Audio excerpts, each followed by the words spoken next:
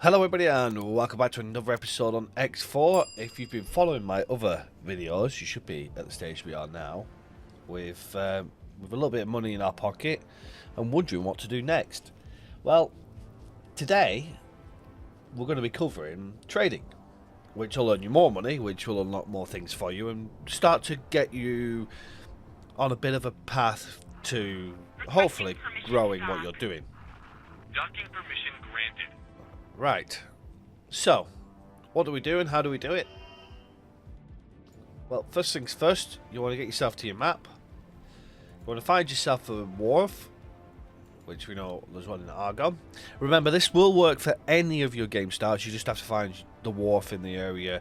If you don't already have it, you will have to have a little bit of a look around. You want to right click it and buy ship.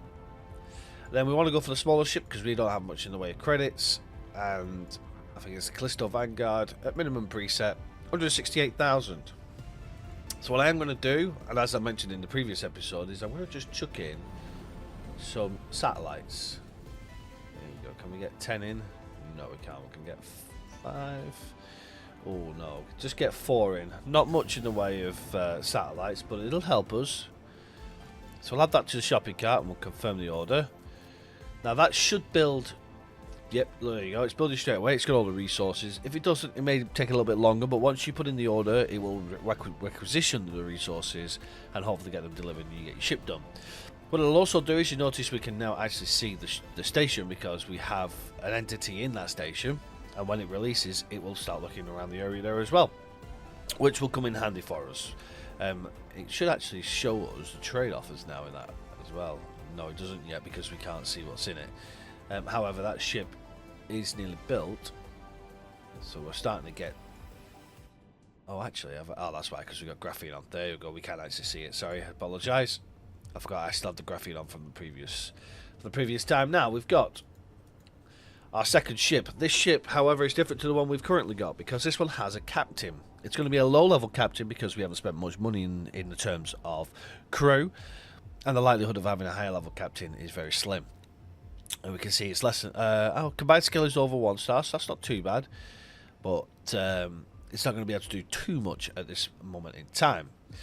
So we can see the bought wares. There are weapon components, field coils, advanced electronics and engine parts. You'll see they're quite expensive, so we're going to struggle to start getting stuff like this. So what I want to do is I want to place a couple of satellites around places I know already. So I'm going to drop one here. We're going to drop one around here. Drop one at where it is. Yeah, I could have dropped it first, but I'm doing a bit of a path here, and then we drop one at this known jump gate here. There we go. Okay, so 4 satellites are dropped in the area. The reason why we do that is obviously where satellites are, it will update trades from known trade routes and stuff like that, and it will help us generate a bit of an idea of where things are needed and required, and hopefully help us to be able to start to make a little bit of money. It's going to be hard at first because you've only got a small ship and you can't take too much in. However, it's going to carry more than what your original ship did. If you remember from the previous episode again, that this ship carries 10 times more. That means we're making 10 times more credits. So once your ship has gone around and started picking up on trades, don't be afraid to have it do longer trades, but bear in mind the longer the trade, the longer it's going to take for you to make money. However, what it will do is, because I know point A here and point B here, all of the in between, it should find itself as long as there is known routes, which we know there is because there's a jump gate to jump gate here and a jump gate to jump gate here. Sometimes you can struggle a little bit if you've got 2 connection points and there's no, like, you don't know what's in between them. Sometimes it struggles, but sometimes it will do it. But if it doesn't, then what you can do is you can manually do stuff like that, which I'll show you in another episode. But for now, we've got an idea of some things that we could do. Right, so let's have a look at what we've got. We've got sold words. Anything sold that comes up here? Nothing really. What I want to look at is energy cells. We can see that they're still buying energy cells at a much lower rate than what they're selling at. So energy cells is a no-go for us. What about silicon wafers? Nobody's buying silicon wafers that we know of. Superfluid coolant. Again, selling at a very higher price than what we got. Graphene. So graphene still looks like it's the better option for us. So once it's completed its job here, we're going to continue with our graphene sales. So we know that the graphene is being sold from here. So we'll go ahead, and what we can do is there's a few ways you can do this, and I'm going to show you every way. So we can right click this, and we can do the trade offer. And go, I want to buy the graphene. I can't get enough for my entire container. You can see it's just slightly off. However, we've now got 38 instead of the 7 I think it was that we had before. We're going to buy it. We're then going to find where our sale is, which is here. We're going to right click that. Trade offers. Why is it not coming up? Where are we? Trade with. There we go. I get something wrong there. So, we're making 1,244 credits, which is a lot more than the 100 credits that we made before. Yes, it's not going to be a major amount, but then what we can do is the next time we go to here, we'll have more credits to buy more graphene. There we go. Oh, I pressed the wrong one there. So yeah, so the next time we come to here, we'll be able to buy more. Now, we can't at the moment because it's technically saying we've got no credits. However, we will be able to see our next time round, we'll probably get a full container full. And that's how you slowly bring up your sales and stuff like that, and obviously gain yourself credits. Now, because we have a combined skill of over 1 star, there are a few things we can actually do to make it a little bit easier for ourselves. And this clears all of this. Now, we can't do it right now because if I change over, which is repeat orders, it will clear everything we have here. So, I'm going to fast forward it a little bit so I can show you the repeat orders.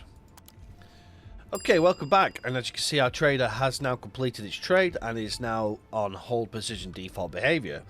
So now we want to have it where it's a little bit automated, but still we've got a lot to do. So I mentioned about the repeat orders, which we can now set, and we can confirm that. So anything we tell it to do now, it's going to repeat the process in the order that we put it in. So let's have a look what we have in terms of trade. So now you can see, now we've got these satellites, we can constantly see the trades in this area here without being in this area. This is a very busy route. It's got a highway through it, it's got 3 jump gates through it, and it's also got the shipyard and the wharf.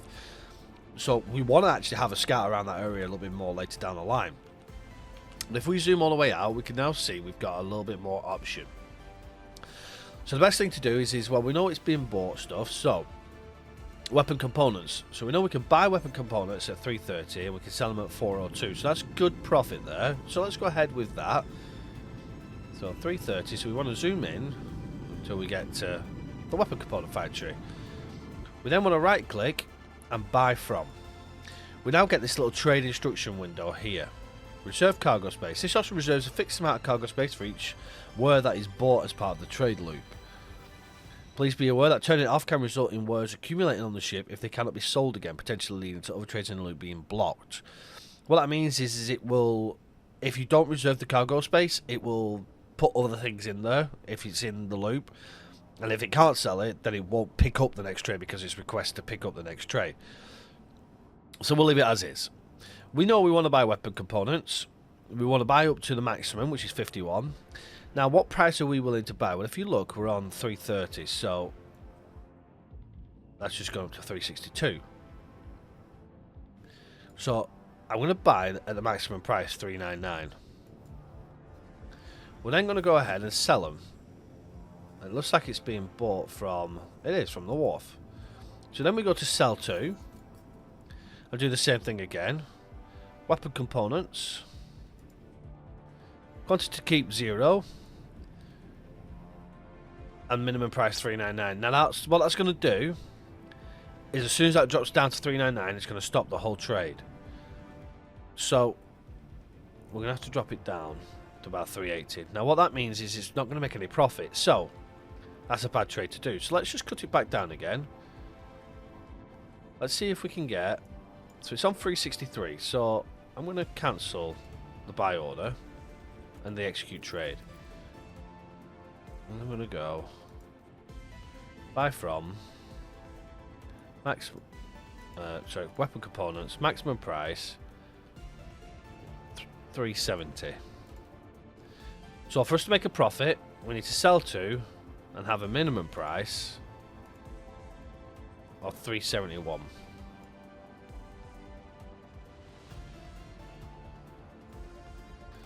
So we're not going to make much in the way of credits. However, what that's going to do is it's going to keep our ship moving and generating skill.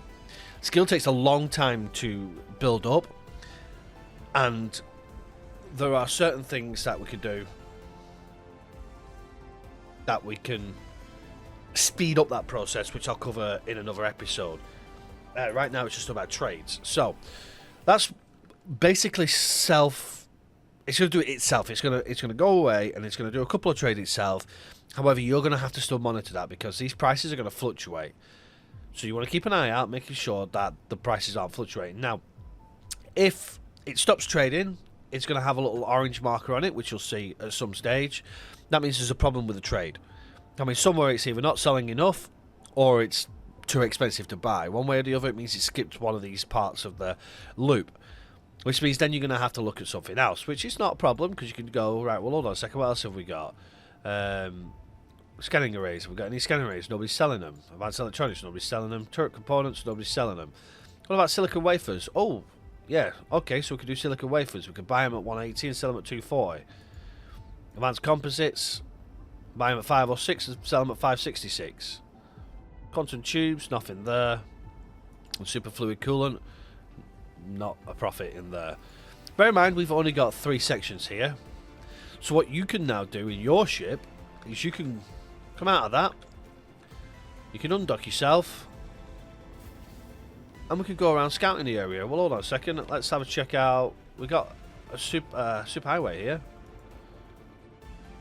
Let's go and check that out. So right click it and set it as guidance.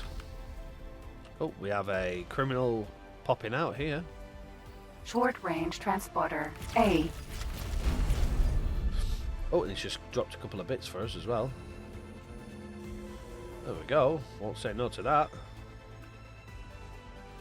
Okay, right. So where's our super highway? I don't know where it's. There it is. It's just hiding itself. If you can't see it, then obviously you can. Autopilot disengaged. Autopilot disengaged. Okay, so it's struggling to fly to the super highway. But it is here. I can see it. We just gained reputation because we killed the little robot thing. Right, so this is one thing you can do. You can go ahead and you can start scouting around the area. Permission to dock. And then obviously, Permission granted. the more we see, the more we're going to have trades. But remember, these areas here, especially these here, Thank you. if you're not in these areas, these trades will wear down and these won't become apparent. Like as in, they won't be the amount that they say they are. They'll drop in price or increase in price and you won't pick up on them. And Argon Prime won't. Because we've got satellites in Argon Prime, we know that these trades are live and active because they're updating. We got, so these here, don't mess with them. Even though they're not bright red, they will still shoot you if you piss them off. So that's pretty much trading in a nutshell. There are certain things that we can do later down the line with the behavior side of things, where you've got, if you have a look underneath your trade side, you've got local auto trade, advanced auto trade, fill shortages, and find build tasks, and revisit known stations. And the final one is supply fleets. Each one will tell you what they do. Let's have a quick discussion about them though now. Local auto trade, find and perform a trade run with the specified word without traversing any jump gates or accelerators. Buy any amount of cargo that can immediately be sold to a single buyer. Sell off current cargo first. That will not make profit for you. It will buy and sell at an average price market, and you can lose money with it, so be wary of that. However, it does increase your captain's skills. Advanced auto trade. Find and perform a trade run with one of the specified words. Buy an amount of cargo that can immediately be sold to a single buyer. Sell off current cargo first. Same thing as local auto trade, except you can have a number of words, and it will also use jump gates as well to get to places. Fill shortages. Find and perform multiple trades. Buy a maximum amount of cargo from one seller and sell to multiple buyers. Sell off current cargo first. So, local auto trade will try to make you money, but it sometimes doesn't. Fill shortages will do whatever it can to basically get a full storage of one resource and then sell it to multiple people that require it. These are ones where people are short on stuff. So, for example, say the Argon Wharf needed weapon components to finish building a ship. That would be classed as a shortage. Find build tasks is to do with a builder. That has nothing to do with trading. Revisit known stations. If you've got ships spare and you've got sectors without satellites early on, have your ships revisit known stations, because they will slowly map the area a little bit more, because they'll go to areas that have got a station just on the edge, and it'll get to it and it'll clear it out and open it, and it might spot more stations on the way. It will also keep your trade routes up to date, so you'll be able to see fresh trade information without the satellites, until you can get the satellites to stop them, because satellites are expensive to buy at first. And supply freight. Provide ammunition, deployables and units for ships in a fleet. So if you have a supply ship, this would be your supply fleet job if you wanted it to do. However, we don't have any of that at the moment, but we will look into that at a later stage. And obviously our repeat orders is the one that we're doing at the moment.